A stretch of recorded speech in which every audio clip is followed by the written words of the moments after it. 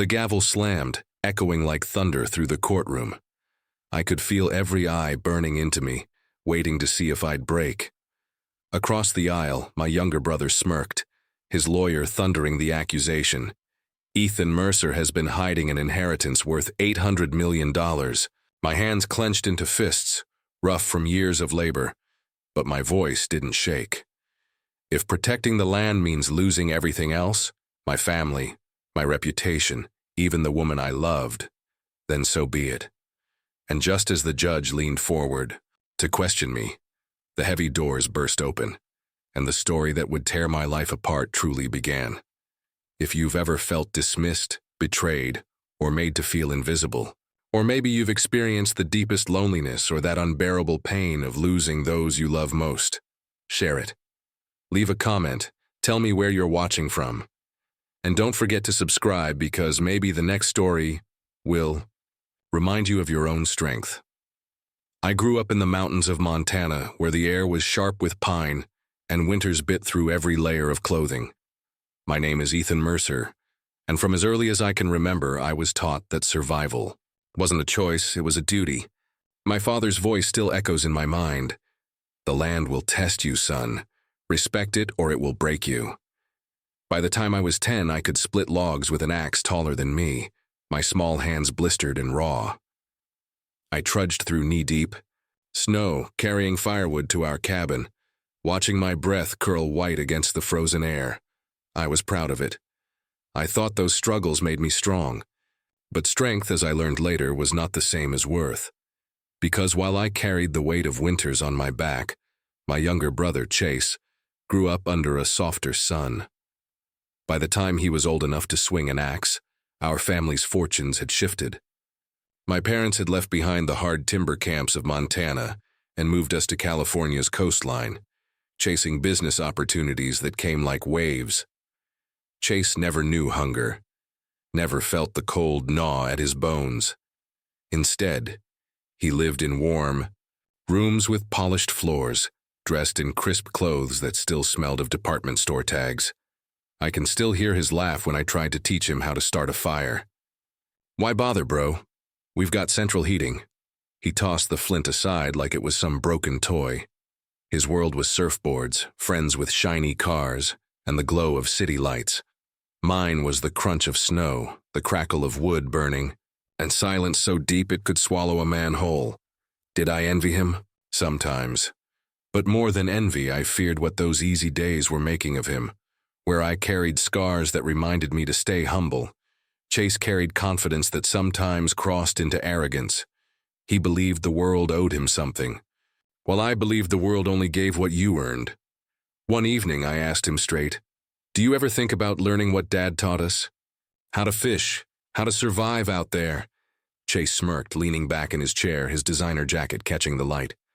"Why would I? That's your thing, Ethan. I live big. You live small. That's just how it is." His words cut deeper than the cold ever had. For the first time, I wondered if blood really was enough to hold us together. But I told myself our parents saw the difference, that they knew discipline, not luxury, was what mattered. I was wrong. Because one day, in a lawyer's office in downtown Denver, I would learn the brutal truth of what they valued, and it would shatter everything I believed about family. The morning of the will reading felt like the air itself had turned heavy. Denver's sky was the color of steel, low clouds, pressing against the glass towers downtown.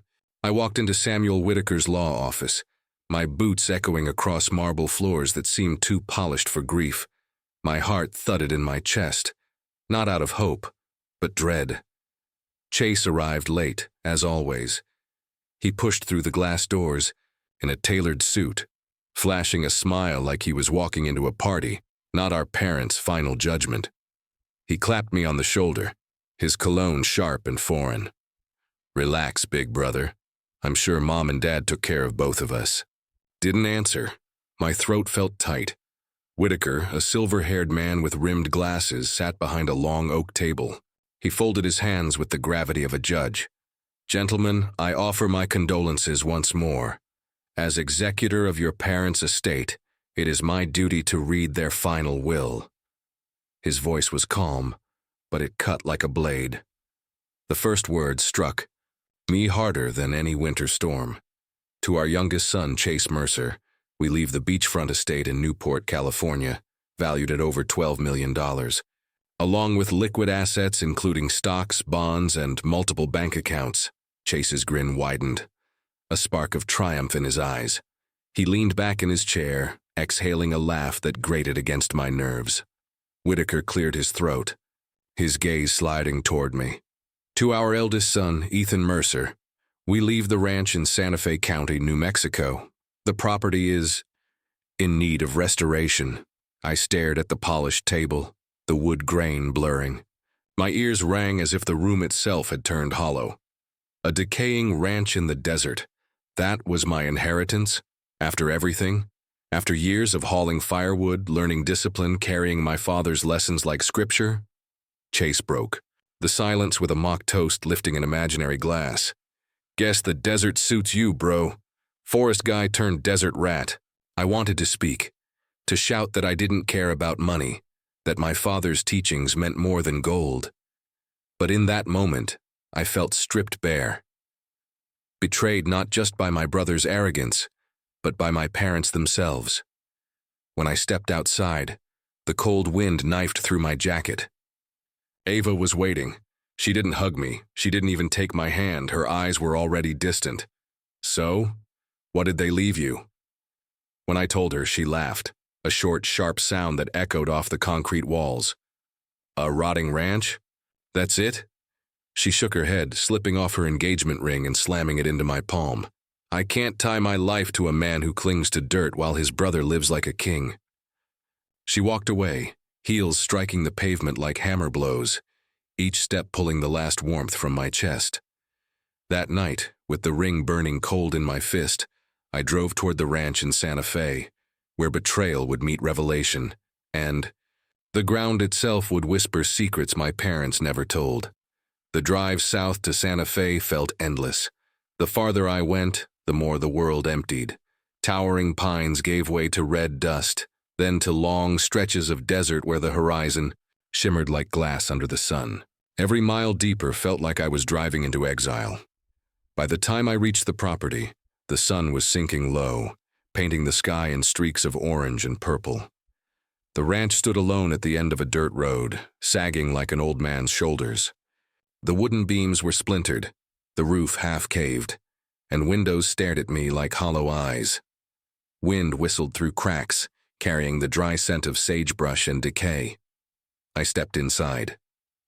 The hinges screamed and dust bloomed in the air, catching the last rays of sunset like ash in a dying fire. The floor groaned beneath my boots. This wasn't just neglect. It was abandonment.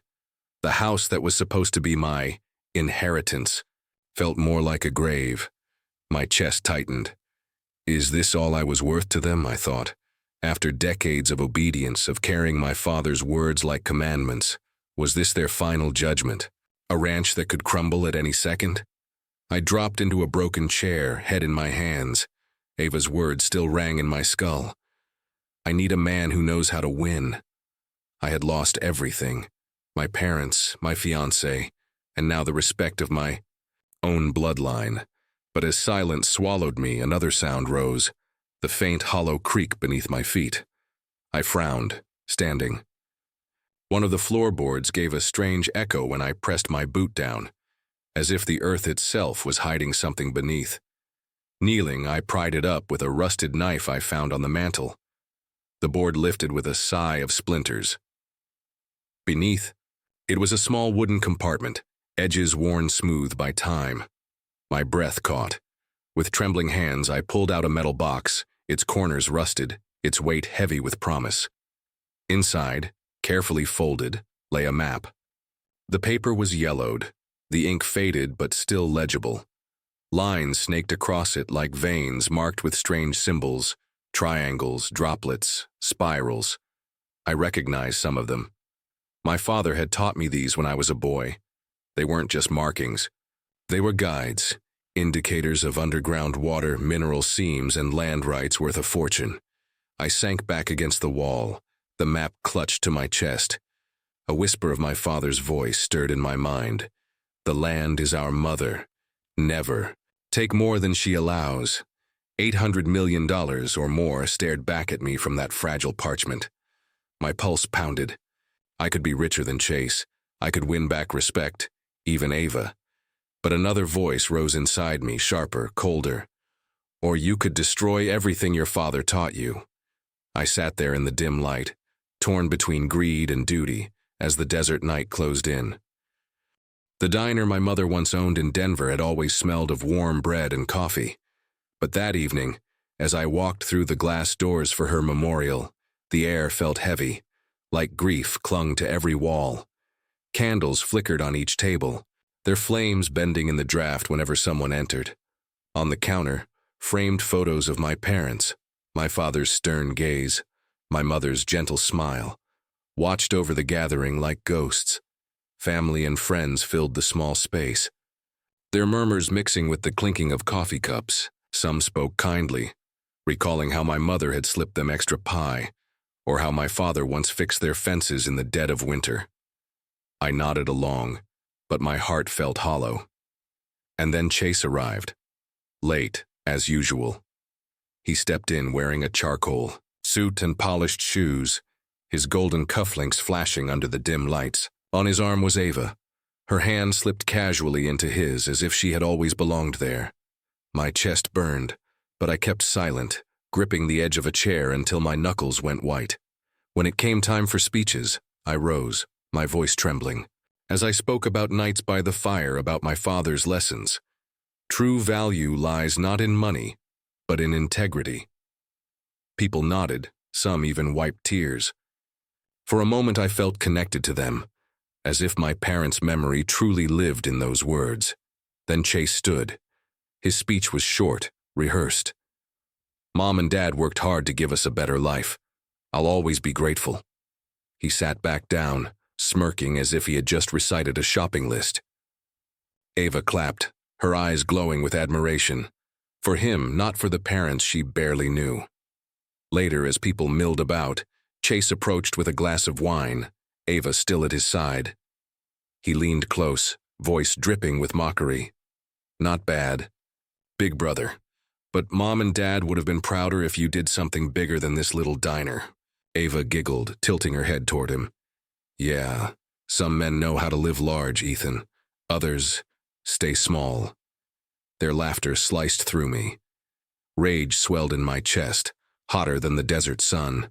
My hands shook as I slammed the glass I was holding onto the table, the sound silencing the room. You think I'm nothing? You think I've been left with scraps? Well, let me tell you. My voice cracked, but I pushed on, the words escaping before I could stop them. I found something in that ranch, a map pointing to mineral deposits, water rights worth over $800 million. The diner went dead silent. Every head turned. My own heartbeat roared in my ears. Chase's smug grin faltered, replaced by a gleam of hunger in his eyes. Ava's lips curled into a mocking smile, as if she'd just been handed the story of her career. And in that instant, I knew I had just shattered my only secret, like glass breaking on tile. The secret slipped from my lips like fire, and by the next morning it had already burned across Denver. Headlines screamed from every newsstand. Desert Fortune scandal, Mercer Brothers at war. My phone buzzed nonstop with calls from numbers I didn't recognize. Reporters crowded outside my apartment, their cameras flashing like lightning each time I stepped into the hall. Mr. Mercer, what will you do with the $800 million? Are you planning to cut your brother out of the inheritance? Is it true your parents left you the map in secret? Their voices crashed over me, relentless, turning every sidewalk into a battlefield. At the diner where I sought comfort, things were no better. Neighbors who once offered me sympathy now looked at me with suspicion, or worse, envy. A distant cousin I hadn't seen in 10 years slapped me on the back with a fake grin. Family's gotta stick together, Ethan. You'll share the treasure, right? His eyes gleamed, not with love, but greed. Even strangers began to circle, their smiles too wide, their words too sweet. Everyone wanted a piece. And Chase, he wasted no time. That night I saw him on the evening news, standing in front of his eye. Newport Mansion, a camera light bathing him in a golden glow. "I'm heartbroken," he told reporters, voice dripping with false sorrow. "My brother has betrayed our family, hiding assets that rightfully belong to us both. I only hope justice will prevail." He painted me as the villain. Selfish, greedy, a man willing to steal from his own blood, and the world believed him. Ava stood at his side during the interview, her hand resting on his arm as if she had always belonged there, her eyes flashing with pride. Inside, I boiled. My fists clenched until my nails bit into my palms. I never wanted the money, I told myself, only to honor what my father taught me, but now they've turned me into a thief. The storm grew louder with every passing hour. Tabloid covers called me the greedy heir. Anonymous threats filled my voicemail. Even the ranch, my so-called inheritance, wasn't safe. A friend from Santa Fe called to warn me. People had started showing up at the property, digging holes, smashing windows, hunting for treasure as if it were buried gold. That night I drove back to the ranch, headlights cutting through the desert dark.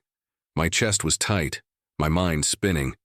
Would there be anything left of the only place that still connected me to my parents?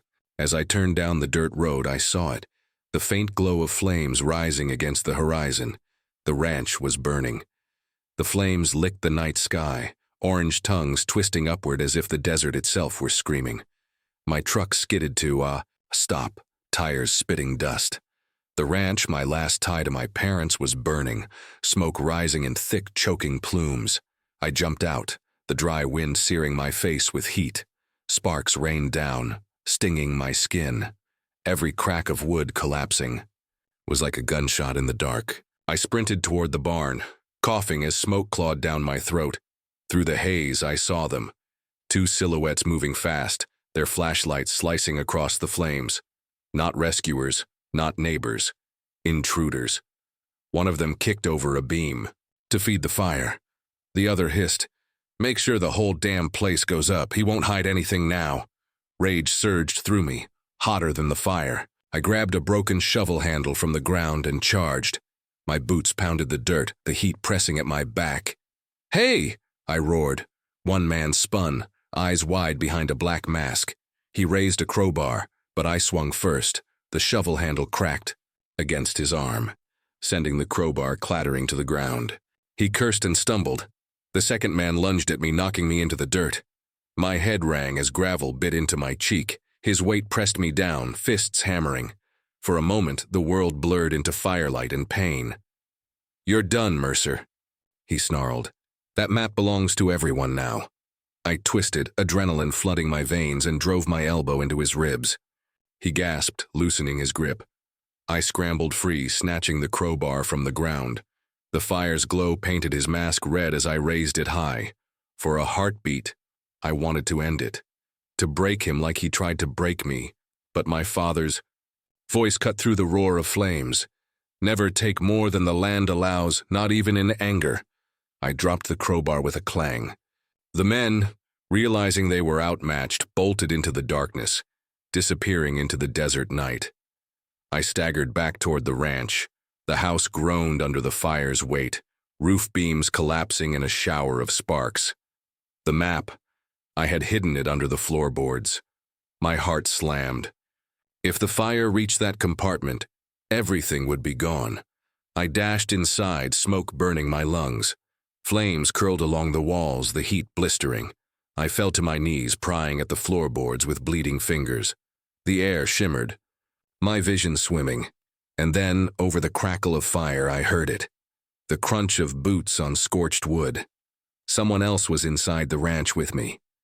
The smoke clawed at my lungs as I tore at the floorboards, coughing so hard I could taste iron on my tongue. The flames painted the walls in wild shades of orange and crimson, shadows dancing like predators. My fingers finally hooked the edge of the hidden compartment when a sound froze me. Boots crunching against the scorched wood behind me. I spun, my chest heaving, eyes stinging from the smoke. A figure loomed through the haze, tall and broad-shouldered, face half hidden by a scarf pulled up against the heat. The firelight caught on his eyes, sharp, unflinching, as though he had been waiting for this very moment. "Who are you?" I demanded, my voice hoarse. I grabbed the crowbar from the floor, raising it like a weapon. He didn't flinch. He simply lifted a hand, palm outward, a gesture of calm amid the chaos. "I'm not here to hurt you, Mercer," he said, his voice low, steady, carrying a weight that cut through the roar of the flames. "I'm here to warn you." The floor groaned, smoke thickening between us. My knuckles tightened around the crowbar. "Warn me? About what?" He stepped closer, the scarf slipping slightly as the fire's glow revealed a weathered jaw and streaks of gray in his beard. "That map you found? It's not just an inheritance, it's leverage. And the people chasing it don't care if they burn you or this whole desert to the ground." His words punched the air from my lungs. I staggered back, clutching the map to my chest. "How do you know about the map?" His gaze hardened. "Because I was sent to watch your family years ago, to make sure the wrong hands never claimed what your father protected." The fire cracked, a beam crashing down nearby. Sparks rained between us, searing the floor.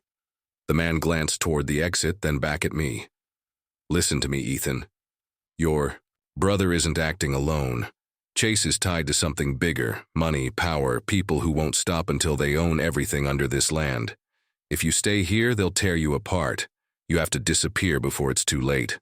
My mind reeled. Chase, Ava, the lawsuits, the smear campaigns. Were they just pawns in something larger? My father's words echoed, "Respect the land, or it will break you." But what if the land wasn't the only thing testing me? The stranger took a step back, his figure fading into the smoke. "Trust no one, not even the ones you love. And remember, Mercer, this fire is only the beginning." Before I could answer, the roof above us groaned and split, showering sparks in a violent cascade. I threw my arms over my head, and when I looked again, the stranger was gone. By dawn, the ranch was nothing but a blackened skeleton against the pale desert sky. Charred beams jutted upward like broken ribs, smoke still curling in the cold, morning air. I stood there in the ash, my clothes singed, hands blistered, the map tucked safely inside my jacket. The last physical tie to my parents' legacy had been reduced to cinders. The fire trucks had come too late. The sheriff's deputies, too. They scribbled in notebooks, their eyes flicking toward me with suspicion. One of them muttered under his breath, just loud enough for me to hear, "Convenient, isn't it? Fire breaks out the same week he claims to have found a fortune." I didn't answer. My throat was raw, my body trembling, though not from the chill. I could already feel it, the shift in how they looked at me. Not as a victim, but as a man with something to hide. By the time I drove back into town, the headlines were already waiting. Mercer's desert ranch in flames, insurance scam. Another read, "Brother claims $800 million treasure, then property mysteriously burns." Reporters swarmed me outside my apartment, microphones thrust into my face like daggers.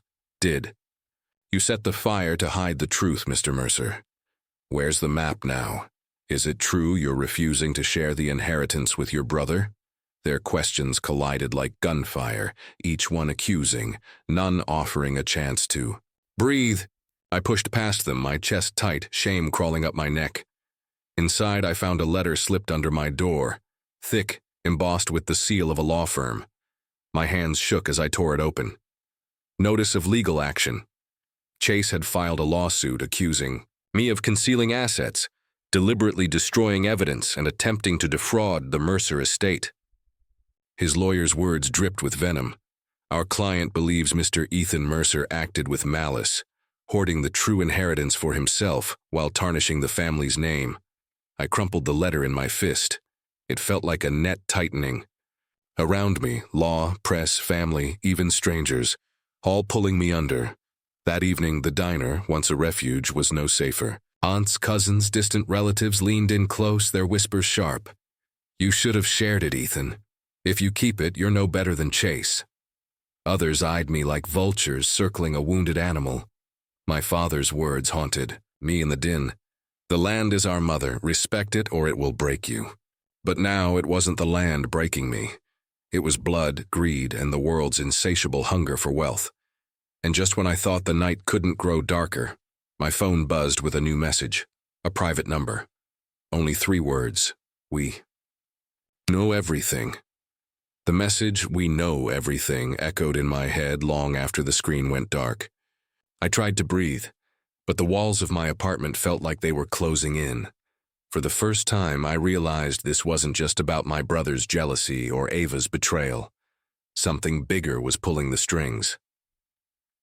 The next morning, I walked into the courthouse for a preliminary hearing. The cameras were already waiting, perched on the steps like vultures. Their lenses followed me with cold precision, every click a gunshot. Reporters shouted accusations as if they were facts. "Ethan, are you guilty of hiding the Mercer fortune? Did you torch your own ranch for insurance money? Do you plan to flee the state?" I forced my way inside, jaw clenched, pulse hammering. In the courtroom, Chase sat at the plaintiff's table in a perfectly tailored suit, Ava at his side, her eyes fixed on me with that same detached pride she once reserved for him. His lawyer thundered through the opening statement, painting me as a liar, a fraud, a man who would betray his own blood for greed. Every word landed like a stone on my chest, and the judge listened, too carefully. Afterward, I slipped out a side door, desperate for air. That's when a black SUV pulled up to the curb. The window rolled down and a man in a dark suit leaned out. His smile was thin, surgical. "Mr. Mercer," he said, his voice smooth as polished steel. "You're making this much harder than it needs to be. Hand over the map and all this unpleasantness disappears." My stomach turned cold. "Who the hell are you?" He didn't answer, just flicked a business card onto the sidewalk. No, name just a symbol embossed in silver. A coiled serpent eating its own tail. Then the SUV slid away, tires whispering against the asphalt. I picked up the card with trembling fingers. The serpent shimmered under the streetlight, hypnotic, menacing. Whoever they weren't playing games. That night, back in my apartment, I pulled the map from its hiding place. My hands hovered over the faded lines, my father's symbols, my family's legacy. And yet the weight of it felt heavier than ever, as if holding it made me a target marked for death. Outside, tires screeched. I moved to the window. 3 men in suits stood on the curb, their faces shadowed, eyes fixed on my building. The net had closed. The Denver courthouse buzzed like a hive the morning of the full hearing. Protesters and reporters crowded the marble steps, waving signs that read "Greedy Air" and "Justice for Chase." Microphones jutted forward like spears as I pushed my way inside, my father's jacket heavy on my shoulders. The weight of the map hidden in my briefcase felt like it was crushing my ribs. Inside, the courtroom was packed, journalists filling the benches, distant relatives craning for a glimpse of the drama. The judge, a stern woman with a gaze sharp as glass, called the room to order with a hammering gavel. Chase sat across from me, polished and smug, whispering something to Ava. She leaned close, lips brushing his ear, her eyes sliding toward me, with a look that cut colder than any blade. His lawyer rose, pacing the room like a predator. "Your Honor, my client seeks justice. Mr. Ethan Mercer deliberately concealed assets worth $800 million, an inheritance meant to be shared. Not only has he hidden this wealth, but when cornered, he burned the family ranch. To erase evidence, this is fraud, this is betrayal." The crowd gasped, whispers swirling like a storm. My pulse hammered. My own court-appointed attorney rose, trying to defend me, but his voice lacked fire. "Mr. Mercer has endured great personal loss. He denies any wrongdoing." The words fell flat, drowned by the weight of accusation. Finally, the judge turned to me. "Mr. Mercer, do you have anything to say for yourself?" I stood slowly, palms sweating, knees weak. My eyes swept the room, the cameras, the strangers, Chase's mocking grin. My voice came low but steady. "I never asked for this fortune. All I wanted was to honor my parents' legacy. The land is not a vault to be emptied. It's a trust to be protected. If you think that makes me a criminal, then so be it." Murmur rippled through the gallery, some scoffing, others silent. Chase smirked wider, rising to his feet. "Hear that?" He admits he has the map. He admits he kept it from me. He admits he thinks he's the only one worthy. The judge's gavel slammed again. Order! And then, just as I braced for the final blow, the double doors at the back of the courtroom burst open. Gasps filled the chamber as two familiar figures stepped through the threshold. My heart stopped. It was my parents, Richard and Diane Mercer, alive. The room erupted into chaos. Reporters leapt from their benches, cameras flashing like a thunderstorm. Even the judge's gavel couldn't drown the collective gasp that swept the chamber. I couldn't breathe. My knees nearly buckled as I whispered, "Mom, Dad." Richard Mercer strode forward first, tall and unyielding. His hair streaked with gray, but his eyes as sharp as the day he taught me to split wood in the Montana cold. My mother, Diane, followed close behind. Her golden hair pulled back, her expression calm but stern. The judge, visibly shaken, leaned over the bench. "This is impossible. You were both declared deceased." Richard's voice filled the courtroom, steady as stone. "We are very much alive, Your Honor. And everything you've heard in this trial, the will, the so-called inheritance, even the map, was never about money. It was about truth." Whispers erupted. Chase staggered to his feet, his face pale. "What kind of game is this? The lawyer read your will." Samuel Whitaker, who had sat quietly at the corner of the room, finally stood. Adjusting his glasses, he spoke evenly. "At their request, I presented a fabricated will. It was all part of a test." My head spun. "A test?" Diane's eyes found mine, soft but unwavering. "Ethan, we needed to know which of our sons carried the weight of our legacy, not in wealth but in principle." Richard's gaze swung to Chase, his voice tightening. "You treated money as the only measure of worth. You mocked your brother, sued him, spread lies. But Ethan," he looked back at me, and for the first time in months pride flickered in his eyes. He carried restraint. Even when tempted, even when broken, he remembered what I taught him. The land is sacred, and greed will devour a man's soul. Chase shook his head wildly, his voice cracking.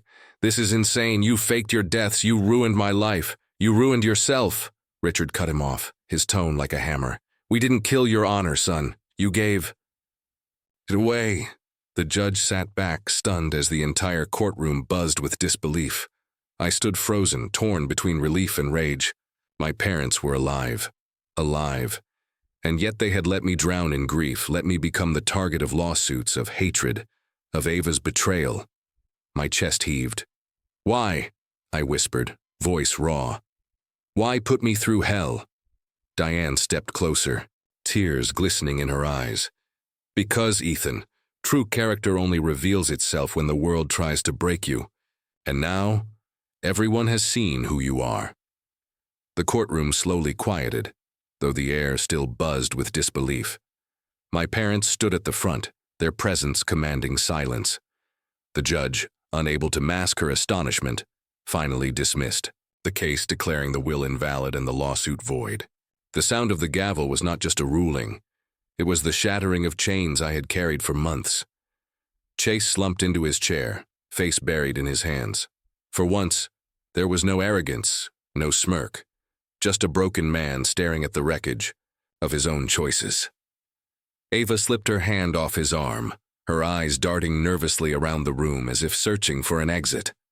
Richard turned to me, his gaze softer now. He pulled a small wooden box from his coat, its surface carved with the patterns of our ancestors. He pressed it into my hands. "This," he said, "is the true map. Not a trap, not a lure, but a responsibility. You may use it or you may guard it, but know this. Wealth means nothing if it costs you your soul." My throat tightened. I opened the box and saw the real parchment, etched with careful lines and symbols. It felt alive in my hands, pulsing with the weight of generations. Tears blurred my vision. Diane wrapped her arms around me. Her whisper was warm, trembling. "You've endured what no son should ever face. But you proved yourself, Ethan. You are the heart of this family." I looked back at Chase, who sat silently, shoulders shaking. Despite the bitterness in my chest, I extended my hand. You can still learn, brother, if you're willing. He hesitated, then gripped my hand with trembling fingers.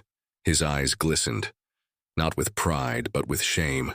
Maybe, just maybe, redemption was possible. That night, we returned to what was left of the ranch. Amid the ashes, we lit a fire together, my parents, my brother, and me. The flames crackled, not with destruction this time, but with rebirth. Turned to the camera of my mind's eye, as though speaking not just to them but to you, the listener of my story. Life will test you. It will strip away comfort, betray you through those closest, even bury you under lies. But the measure of who you are isn't found in money or mansions. It's in what you hold on to when everything else burns. Integrity, respect, the courage to stand alone if you must. The wind howled across the desert, carrying sparks into the night sky. I held the map tighter, not as treasure, but as trust. So I ask you, I said, my voice steady, when your own trial comes, will you chase wealth or will you choose legacy? The firelight reflected in my eyes. The answer, I knew, was no longer mine alone.